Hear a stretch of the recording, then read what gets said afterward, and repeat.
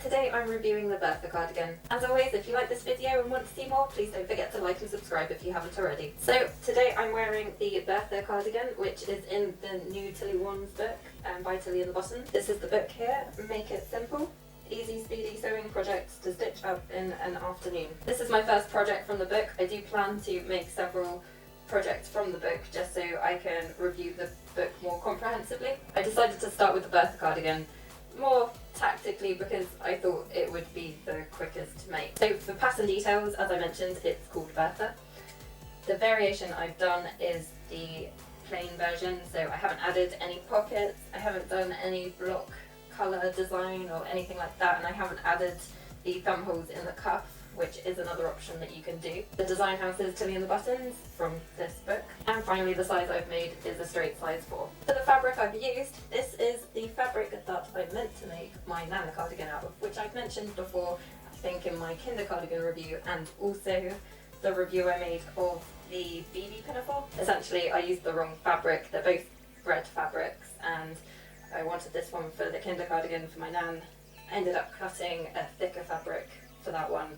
So I had to rethink what I was doing with the other fabric, the remnants of it anyway. And I had this left over in my stash because I hadn't used it. As I mentioned, it's thinner than the fabric that I ended up making the cardigan in for my Nan.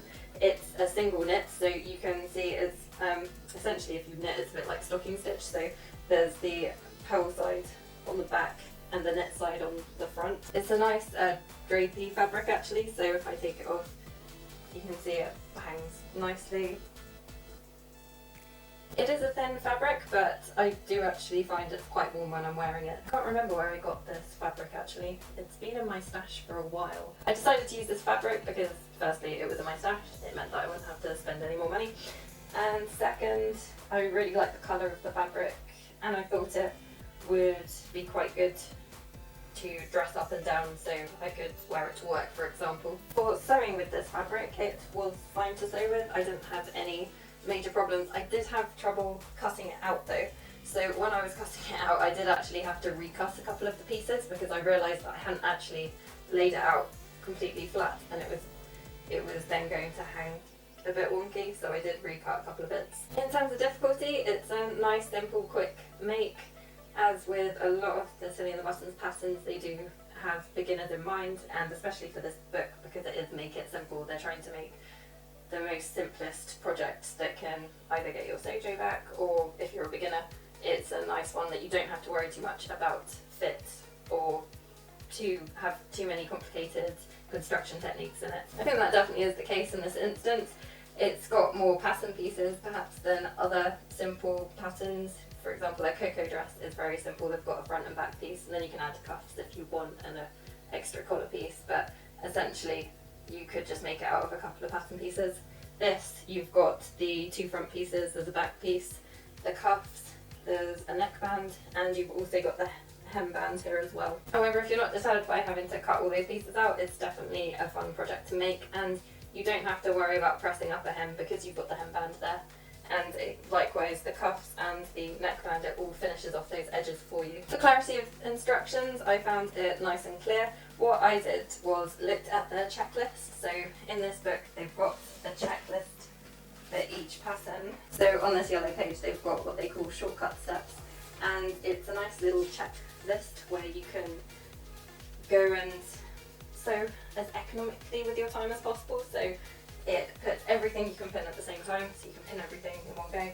Then it tells you what you can stitch all at the same time, what you can trim, then it goes back to what you can then pin after you've done all those steps. So I did follow this checklist rather than go for the long-handed version, but I did look back at the instructions, the more detailed instructions, when I was a little bit confused on parts, or if I just wanted to double check that I was doing it correctly. So I still used them, but it was quite nice to just have a really simple checklist to look through, and I think that did speed up the time. So for the bits that I did check over, which were a few bits, I found, like with my previous experience with Tilly and the Buttons patterns, it was nice and straightforward, clear and understandable from the images and the text. The design and fit, I think it's a really nice pattern. I did intend for this to be a garment I could wear to work, and I think it still is, but I'm a little bit I don't know, I feel like it also looks quite casual, so I will need to have a think about what to wear it with. I really like the neckband that comes down at the sides, and I like the hemband as well. I do think next time I might possibly add a bit more length onto the sleeves. It does fit fine, but I think as I'm wearing it over the day, it probably will creep up my arm, so next time I would possibly add not too much, at most an inch onto them, but that's just because I quite like long sleeves, so you know, but saying that, you know, this length is perfectly fine for me. It's just my preference would be possibly that it is on my hand a bit more, just because it's a bit cozier. It's worth noting that I did make this pretty much solely on the overlocker because I have one. I thought I'd take advantage. The overlocker is so quick, to be honest. That definitely sped me up. The only bit that I had to do on the sewing machine was you do a couple of securing stitches at the bottom on the hemband.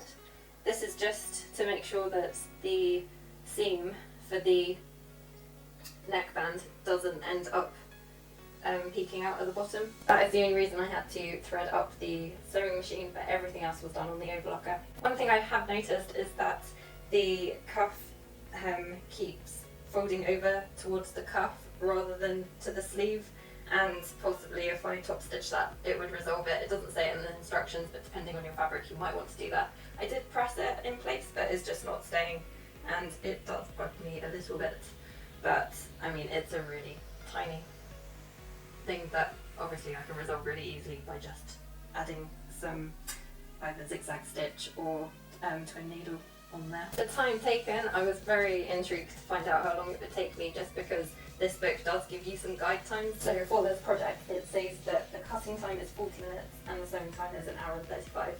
So cutting time 40 minutes, it definitely took me longer, but I would say that I am quite a slow cutter.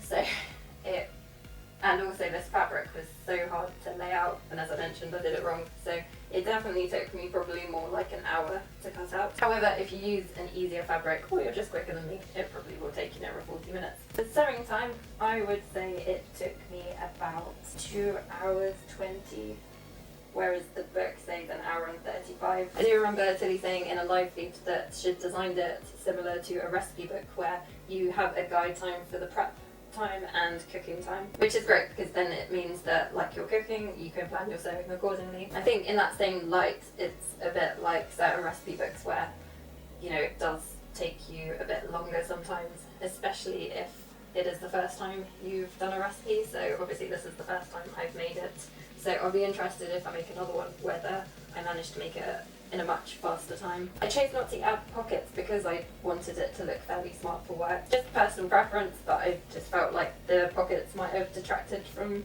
the nice, simple, elegant design of this version, if that makes sense. So to conclude, I really enjoyed making this project.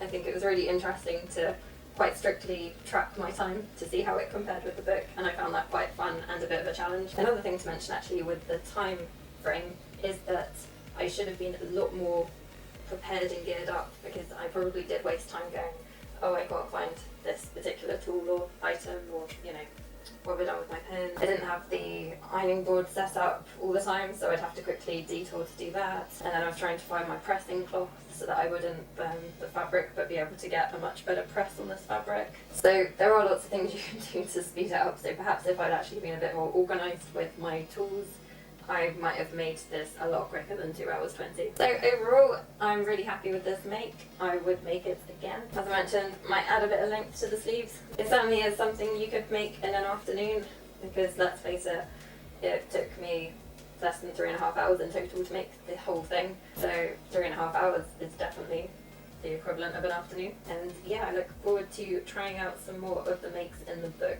That's it for today. Thanks for watching.